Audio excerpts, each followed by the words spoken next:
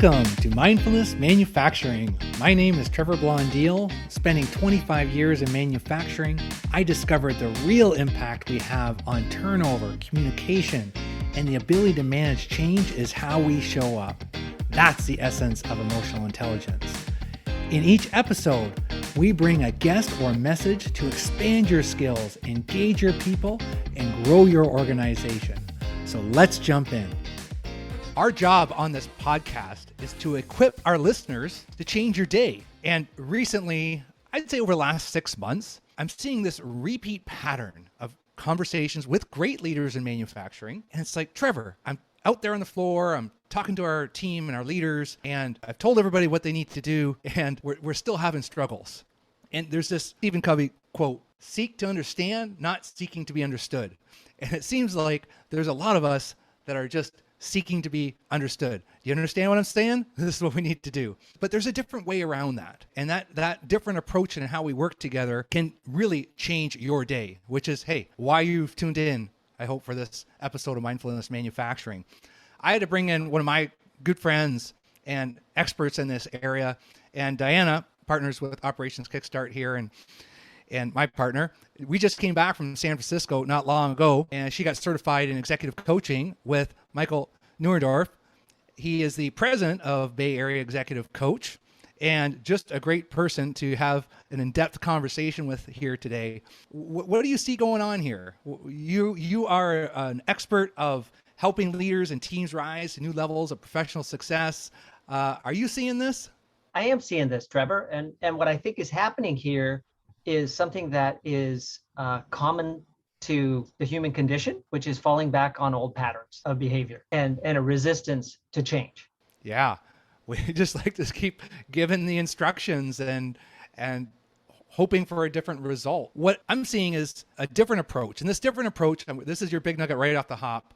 It is just shifting your language, right? That language and how we work together. And one of the things that just seems to be like voodoo is when I say, hey, instead of, going there and saying, hey, how come you didn't do this? Change your words to like, help me understand, or what's going on? Those open-ended questions. This is the big nugget for the podcast today. And I think, well, this just seems like common knowledge.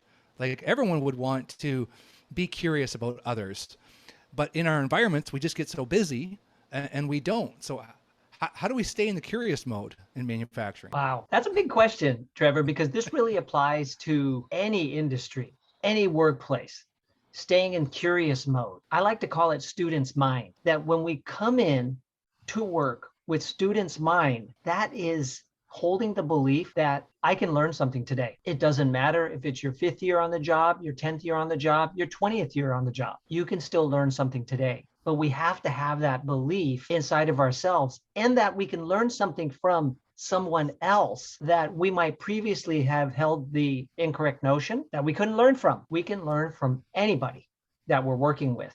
But if we don't have that presence of curiosity, that student's mind, as you say, and the willingness to seek to understand based on that student's mind, then we're going to fall back on those old ways. And the manufacturing companies that I observe that are doing really well are the ones that are really tapping into the person operating the line out on the floor. And we also know that the trends are going to be that there'll be less of those repetitive jobs. There's going to be less of those computer jobs that are just, you don't have to work with other people. You can kind of do your engineering work on your computer, and you don't have to really have all those skills to be curious and have those conversations. What are you seeing in San Francisco? And hey, that's a big hub of technology and advancement. What do you see in there? Well, what we hear about a lot out here, of course, is the rise of AI, artificial intelligence. We're hearing about that. And then we're also hearing about the trend towards robotics.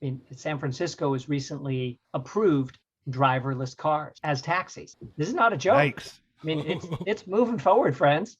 And what we're going to see in the manufacturing industry is America start to catch up to the rest of the industrialized world in the use of robotics. And companies are leaning into robotics, right? In the US, there are an average of 228 robotic units per 10,000 employees. And approximately 30,800 new industrial robots were installed in the US in 2020.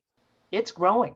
It's a growing field, and we're we're at one of the centers of this type of innovation in the country, but it's reverberating throughout the country. And I think it's going to continue to grow and steadily affect manufacturing in ways that will shock us if we're not really prepared for it. That's a good point. Not really prepared for it. So, hey, how can we prepare now?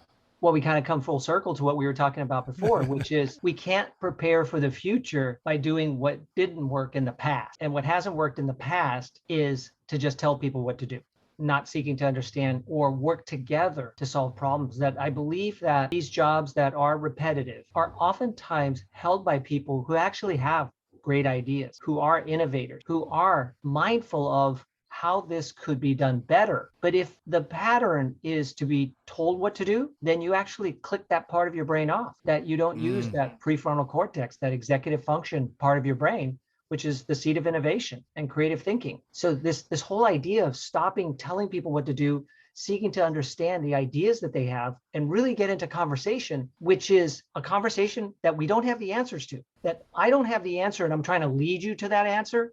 That's a wrong way to have a conversation based on questions, right? I'm not trying to lead you to the answer by asking questions because that's tedious and frustrating for both sides, because eventually the other person knows, I feel like your questions are leading me to a place and I don't have time for this, just like you don't. But when we don't know the answers, when we have that student's mind that we really are curious, could we come to a better solution together? Then I believe that it starts to develop people and teams to go way beyond doing repetitive work. Yeah, it's that whole decentralization approach of, do we want to invest?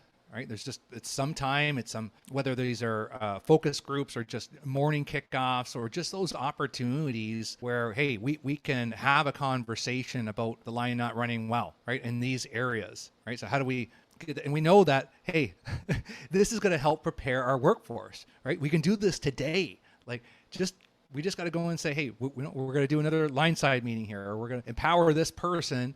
That I remember there was a point where we didn't want operators.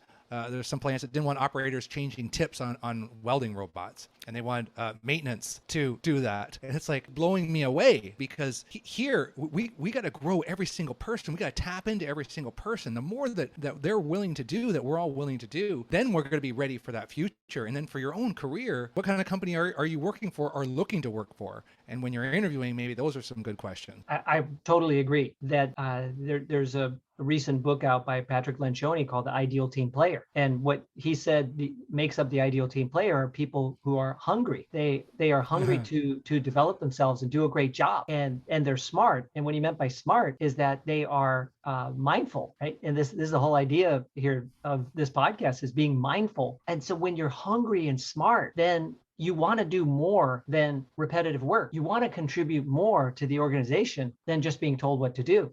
You want to be a problem solver. And so I think that what we talked about earlier in terms of being curious, on top of that, it's also believing that people are much more capable and much more able to come up with new solutions than their title, their current role might suggest. And when we believe in our people that way, they often rise to the occasion. This is a very interesting phenomenon about human behavior, that people rise to the level of their belief, other people's belief in them. So is that what's happening here when you see what you talked about earlier, that, man, I'm this is what I'm seeing right now. People just telling people what to do and not seeking to understand. Is it because there's a lack of belief? To shift that, and when you're having that conversation, like, what are your favorite questions to ask, right? If you want to kind of shift your belief, and I can put you on the spot on this, Michael, because you're the master of this. So someone's listening right now and saying, well, what should I be asking different then? What are your favorite questions? First step is, who are you asking? Because are you asking your peers? Because I know a lot of the people that listen to this podcast are leaders. They're leaders in their own right. They're leaders on the way up. Those are often the type of people who do listen to these podcasts that are intended towards professional development, right? I mean, we're not doing a true crime show here. So this is for entertainment. This is for people to develop themselves. They're aspirers, right? So the first step is, who are you asking? Are you asking your peers? That's wonderful. You respect your peers. You trust your peers. You know your peers have great minds, great experience. They have great solutions.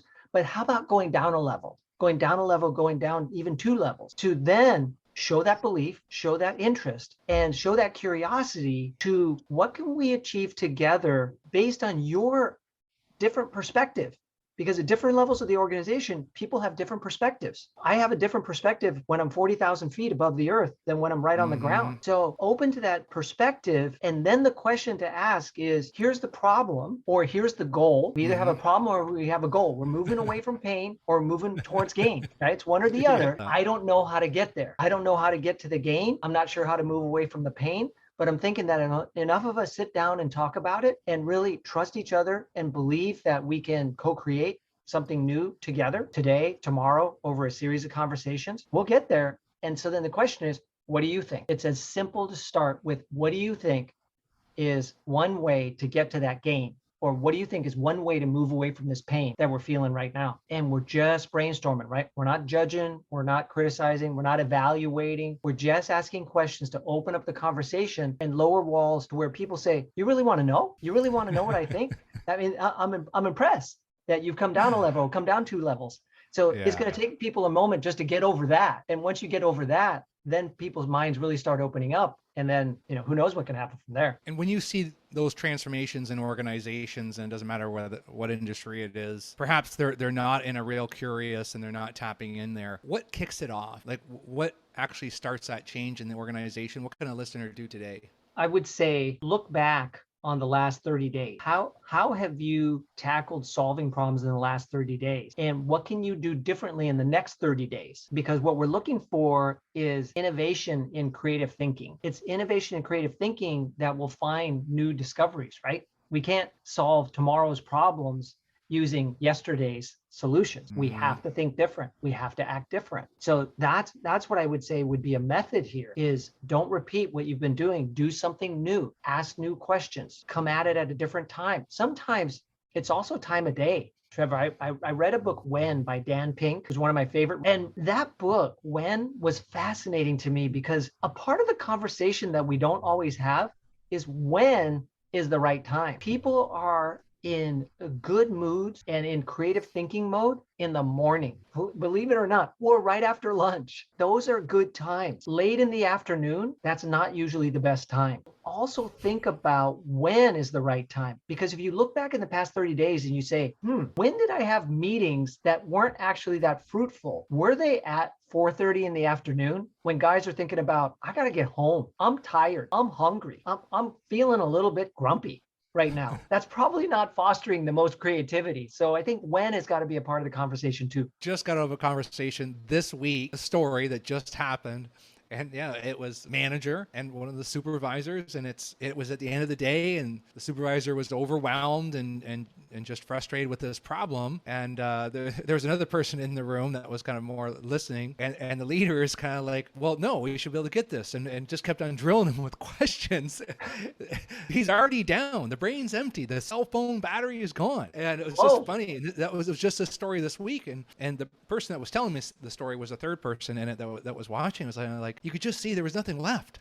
And then they end up getting in an argument. So it's just one of those things that, hey, win. I love that. That's just a great takeaway right there, because it's all these little things. And that's why if you're listening on this podcast, you can separate yourself from the average, because it's the people we're making some of these, I call them, misjudgments, because hey, the cell phone's dead. And then you're trying to do the hardest download on it right before it's about to shut off. You can just do that different in any position that you're in. You can start doing these little things, and people are going to be like, hey, how come this person's doing so well with their team? Oh, because he's listening to Michael. I remember reading that when Jeff Bezos was running Amazon, which has kind of been successful. I mean, the company has grown a little bit over the years.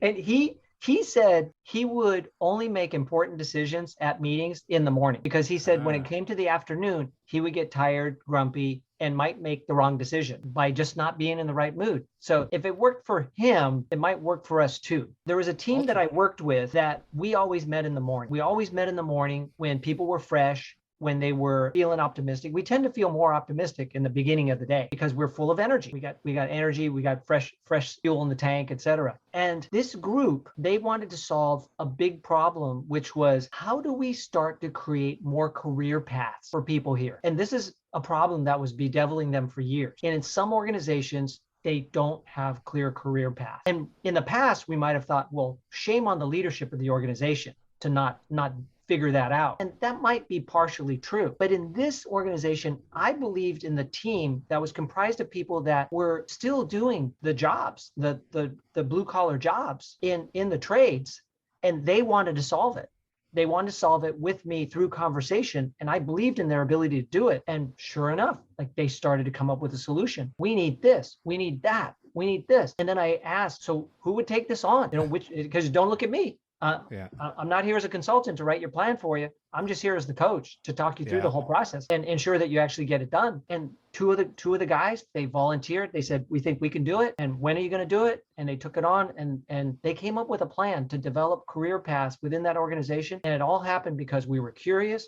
We believed in each other, and we met in the morning. I just took a note because I just booked a coaching session with the leader in manufacturing at 5:30 in the morning, and that's the end of the shift. And it's like, so that probably wasn't the smartest move by Trevor. How about you come in at night and don't come in the morning when it's convenient for me? Because really, I mean, it's all about the outcome of the person being coached. And it's like, man, I just booked a person at the end of their cell phone battery. I might move that one. Well, I want to start wrapping up for the listeners here that we're hearing a couple things, Michael, and one is we got to do something today, and we can do this ourselves, just in how we're showing up, how we're approaching it. And I don't want to leave with a fear of, hey, all these robots and all this artificial intelligence come in, because it just takes more people to have more dialogue. What I do want to leave with a little bit of fear is that we can't put our heads in the sand and then just tell people their own ideas. We got to have a lot more conversations. My son's 23 years old, and he's working in manufacturing in some different areas. And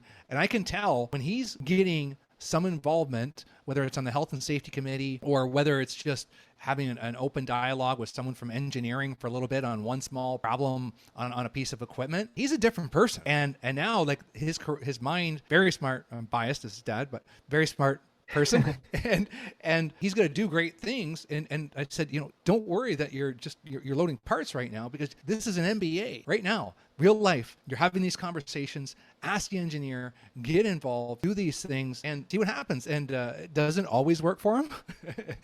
So I got to be careful how much advice I give. What would you leave our listeners with today, Michael? I would leave our listeners with the takeaways that we talked about, which is be more curious than you've been in the past, and consider the student's mind. Believe in the power of collective idea generation, regardless of title, regardless of role, regardless of experience. Right? Your son is already able to contribute at a young age. Imagine what he'll be able to do 5-10 years from now. So the fact that people already believe in his innate ability now, that says a lot. So believe in the collective power of the group to solve bigger problems, and don't do what you've done in the past. Do something new. Come up with a new way, a new idea, a new angle, and see what happens. Be curious enough to just see what happens. Don't assume what's going to happen. See what happens. And have some fun. And it's a lot more fun to get into these conversations, and that, because conversations is the foundation of relationship, and we all need relationships. And when we have better relationships, trust a little bit more, we'll give our ideas more, and manufacturing engagement level is going to grow. The more people that listen to this podcast, because it's going to be a more engaging place to work. We can get ahead of it right now. And that's what I want to leave you with today. So go out there, have some fun, be curious,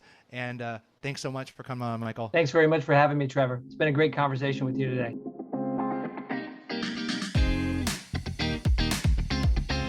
Hey folks, appreciate you taking the time to join us today.